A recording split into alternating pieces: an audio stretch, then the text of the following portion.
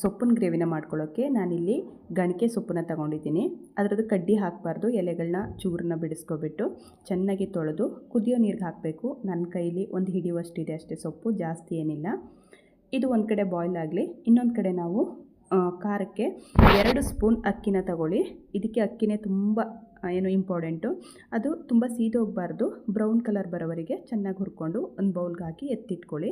ಅದೇ ಪ್ಯಾನ್ಗೆ ಇಲ್ಲಿ ನಾನು 4ರಿಂದ 5 ಮೆಣಸಿಕಾಯಿನ ತೊಗೊಂಡಿದ್ದೀನಿ. ಮೆಣಸಿಕಾಯಿನ ಕಟ್ ಮಾಡಿ ಹಾಕಿ, ಇಲ್ಲಾಂದರೆ ಸಿಡಿಯುತ್ತೆ. ಅದಕ್ಕೆ ಸ್ವಲ್ಪ ಬೆಳ್ಳುಳ್ಳಿ, ಒಂದು 5-6 ಎಸಳುಗಳು ಬೆಳ್ಳುಳ್ಳಿ, ಮತ್ತು ಇದಕ್ಕೆ ಸ್ವಲ್ಪ ಜೀರಿಗೆ, ಇಷ್ಟೇ, ಇನ್ನೇನು ಹಾಕೋ ಅಗತ್ಯತೆ ಇಲ್ಲ. ಇಷ್ಟನ್ನ ಸ್ವಲ್ಪ ಚೆನ್ನಾಗಿ ಫ್ರೈ ಮಾಡ್ಕೊಳ್ಳಿ. ಆಯಿಲ್ ಹಾಕಲ್ಲ, ಡ್ರೈ ಫ್ರೈ. ನೋಡಿ, ಇದನ್ನು ಒಂದು ಮಿಕ್ಸಿ ಜಾರ್ಗೆ ಹಾಕ್ಕೊಂಡಿದ್ದೀನಿ. ಇವಾಗ ನಾವು ಫಸ್ಟೇ ಅಕ್ಕಿ ಹುರಿದಿಟ್ಟಿದ್ವಲ್ವ, ಆ ಅಕ್ಕಿನ ಇದಕ್ಕೆ ಸೇರಿಸ್ಕೋಬೇಕು. ಅದ್ರ ಜೊತೆಗೆ ಒಂದು ಅರ್ಧ ಬೌಲಷ್ಟು ಕಾಯಿ ತುರಿ. ಇದನ್ನು ಫಸ್ಟು ಪುಡಿ ಮಾಡ್ಕೊಳ್ಳಿ. ನೀರು ಹಾಕಿದ್ರೆ ಅಕ್ಕಿ ಅಷ್ಟೊಂದು ನೀಟಾಗಿ ಬ್ಲೆಂಡ್ ಆಗೋಲ್ಲ. ಹಾಗಾಗಿ ಪುಡಿ ಮಾಡಿಕೊಂಡು ಸೊಪ್ಪು ಬೇಯಿಸ್ಕೊಂಡಿರ್ತೀವಲ್ವ, ಆ ಸೊಪ್ಪನ್ನ ರಸನ ಸೋಸ್ಬಿಟ್ಟು ಆ ಸೊಪ್ಪನ್ನು ಮಾತ್ರ ಹಾಕೋಬೇಕು. ಅದ್ರ ಜೊತೆಗೆ ಸಾಂಬಾರು ಸೊಪ್ಪು ಮತ್ತು ರುಬ್ಬಕ್ಕೆ ಎಷ್ಟು ಅವಶ್ಯಕತೆ ಇದೆಯೋ ಅಷ್ಟನ್ನು ನೀರು ಹಾಕಿ ನುಣ್ಣಗೆ ಪೇಸ್ಟ್ ಮಾಡ್ಕೋಬೇಕು. ನೋಡಿ, ಅದಕ್ಕಾದರೆ ಸಾಕು.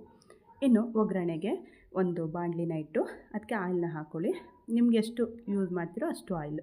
ಅದಕ್ಕೆ ಸ್ವಲ್ಪ ಸಾಸಿವೆನ ಹಾಕಿ ಸಿಡಿಸಿ, ಬೆಳ್ಳುಳ್ಳಿನ ಫಸ್ಟ್ ಹಾಕಿ, ಆಗ ಅದರ ಘಮ ಚೆನ್ನಾಗಿರುತ್ತೆ. ಮತ್ತು ಈರುಳ್ಳಿ ಹಾಕಿ ಚೆನ್ನಾಗಿ ಫ್ರೈ ಮಾಡ್ಕೊಳ್ಳಿ. ಅದು ಸ್ವಲ್ಪ ಬ್ರೌನ್ ಬರೋವರೆಗೂ ಫ್ರೈ ಮಾಡ್ಕೋಬೇಕು. ಇಲ್ಲಿ ತುಂಬ ಘಮ ಕೊಡೋದು, ಟೇಸ್ಟ್ ಕೊಡೋದೇ ಈರುಳ್ಳಿಗಿಂತ ಬೆಳ್ಳುಳ್ಳಿ, ಯಾವುದೇ ಒಂದು ಸೊಪ್ಪಿನ ಸಾಂಬಾರುಗಳಿಗಾದ್ರೂ. ಇನ್ನು ಇದ್ರ ಜೊತೆಗೆ ಸ್ವಲ್ಪ ಕರಿಬೇವನ್ನ ಹಾಕಿ, ನೀವು ರುಬ್ಬಿಟ್ಟಿರ್ತೀರಲ್ವ ಪೇಸ್ಟು, ಆ ಪೇಸ್ಟ್ನ ಇದಕ್ಕೆ ಸೇರಿಸ್ಕೋಬೇಕು. ಸೇರಿಸ್ಕೊಂಡು ಆ ಮಿಕ್ಸಿ ಜಾರ್ಗೆ ಮತ್ತೆ ನೀರು ಹಾಕಿ ಇದಕ್ಕೆ ಸೇರಿಸ್ಕೋಬೇಕು. ಹಾಗಾಗಿ ಅದನ್ನು ಹಾಗೆ ಇಟ್ಬಿಡ್ಬೇಡಿ. ಇದನ್ನು ಒಂದು ಸರಿ ತಿರುಗಿಸಿ, ಇದು ಅಕ್ಕಿ ನುಚ್ಚಿರೋದ್ರಿಂದ ಅಕ್ಕಿನ ಆಡಿಸಿದ್ದೀವಲ್ವ, ಹಾಗಾಗಿ ಅದು ಹೊತ್ತುತ್ತೆ. ಹಾಗಾಗಿ ಪದೇ ಪದೇ ಕೈ ಆಡಿಸ್ಕೋಬೇಕು.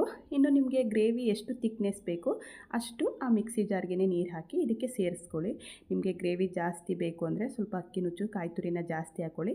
ಇಲ್ಲ ನಾರ್ಮಲಾಗಿ ಸಾಕು ಅನ್ನೋದಾದರೆ ಸ್ವಲ್ಪ ಲೈಟಾಗಿ ಹಾಕ್ಕೊಂಡ್ರೆ ಸಾಕು. ಇದು ಚೆನ್ನಾಗಿ ಕುದಿ ಬಂದಮೇಲೆ ರುಚಿಗೆ ತಕ್ಕಷ್ಟು ಉಪ್ಪು ಹಾಕ್ಕೊಳ್ಳಿ. ಮತ್ತು ಸಾಂಬಾರು ಸೊಪ್ಪನ್ನ ಹಾಕಿ ಇನ್ನೊಂದು ಸರಿ ಮಿಕ್ಸ್ ಮಾಡಿ. ಮತ್ತು ಇನ್ನೊಂದು ಹೇಳೋದು ಮರ್ತಿದ್ದೆ, ನೀವು ಸೊಪ್ಪಿಗೆ ಬೇಯಿಸುವಾಗ ಉಪ್ಪು ಹಾಕೋಂಗಿಲ್ಲ, ಮತ್ತು ಪ್ಲೇಟ್ ಹಾಕಿ ಮುಚ್ಚಿ ಬೇಯಿಸೋ ಆಗಿಲ್ಲ. ಅದೊಂದನ್ನು ನೆನ್ಪಿಟ್ಕೊಳ್ಳಿ. ನೋಡಿ, ಫೈನಲಿ ಇವಾಗ ರೆಡಿಯಾಗಿದೆ.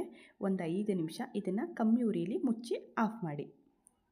ನೋಡಿ, ಅಮೃತ. ನಿಜವಾಗ್ಲೂ ಪ್ರಮಾಣ ಮಾಡಿ ಹೇಳ್ತಾ ಇದ್ದೀನಿ. ಇದನ್ನು ರೈಸ್ ಜೊತೆಗೆ ಬಡಿಸ್ಕೊಂಡು ತಿಂತಾಯಿದ್ರೆ 2 ಸ್ಪೂನ್ ತಿನ್ನೋರು ಇನ್ನೂ 1 ಸ್ಪೂನ್ ಕೊಡಿ ಅಂತ ತಿಂತೀರಾ, ಅಷ್ಟು ಟೇಸ್ಟಾಗಿರುತ್ತೆ. ಅಂದರೆ ನೀವು ಕರೆಕ್ಟಾಗಿ ಉಪ್ಪು ಖಾರನ ಕರೆಕ್ಟಾಗಿ ಹಾಕಿ ರುಚಿಯಾಗಿ ಮಾಡ್ಕೋಬೇಕು. ಅದು ನೋಡೋಕ್ಕೆ ಎಷ್ಟು ಚೆನ್ನಾಗಿ ಕಾಣ್ತಿದೆಯೋ ರುಚಿನೂ ಕೂಡ ಅಷ್ಟೇ ಚೆನ್ನಾಗಿರುತ್ತೆ. ನಾನು ತೋರಿಸಿದ ಈ ರೆಸಿಪಿ ಇಷ್ಟ ಆದರೆ ವಿಡಿಯೋಗೊಂದು ಲೈಕ್ ಮಾಡಿ. ಹಾಗೆ ನನ್ನ ಮತ್ತಷ್ಟು ವಿಡಿಯೋಗಳಿಗಾಗಿ ನಮ್ಮ ಚಾನಲ್ ಸಬ್ಸ್ಕ್ರೈಬ್ ಮಾಡಿ. ವಿಡಿಯೋ ನೋಡಿ ಸಪೋರ್ಟ್ ಮಾಡುವ ಪ್ರತಿಯೊಬ್ಬರಿಗೂ ಧನ್ಯವಾದ.